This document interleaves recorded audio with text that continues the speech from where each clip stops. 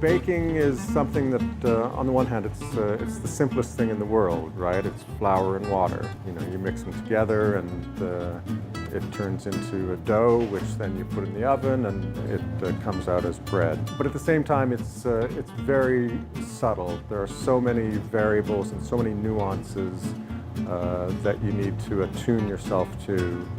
So it's an interesting exercise on many levels.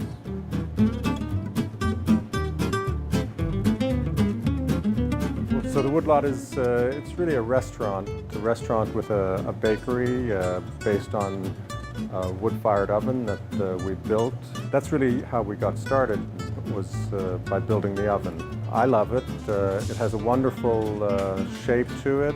It's got a nice big hearth, so I can load lots of bread. I can fire it, get it really hot. It holds its heat for a good long time. You know, it's not like pushing a button, so it doesn't come quick and it doesn't come easy.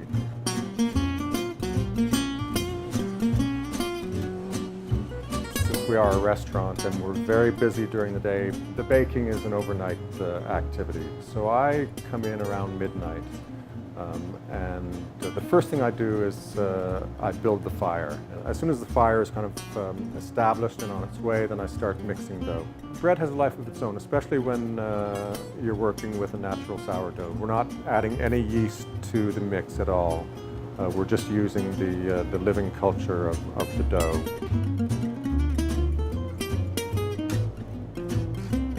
When you mix a dough, you start with that living culture, add fresh flour and water, and at first it's just kind of a bowl of ingredients, but then as you mix it, it comes together and starts to develop its own inherent structure. It kind of becomes like an entity. You know, it's no longer just a batch of ingredients. So you mix it all together and then you let it sit.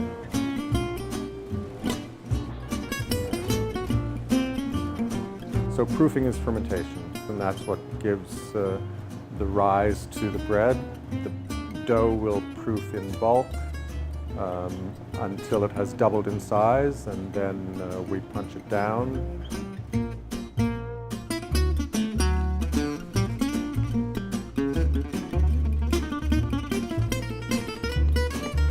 Give it a couple of folds.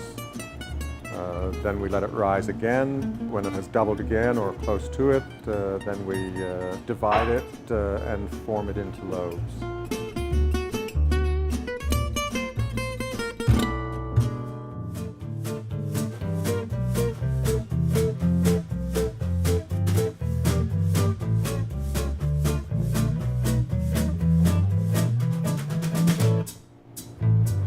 Then at a certain point, it's ready to go in the oven. It's at just that right point where it will have good spring in the oven and take its final form just the way we like it. For me, good bread every day is an important part of quality of life. It's just very satisfying. Some meals, that's all it has to be is bread and butter. If it's good bread, even just the bread itself can be satisfying and sustaining. And so we are connected to the land, you know, despite urbanization and civilization and so on and so forth. We live on this earth, you know, and we have to eat every day. So I think bread is a really important part of that.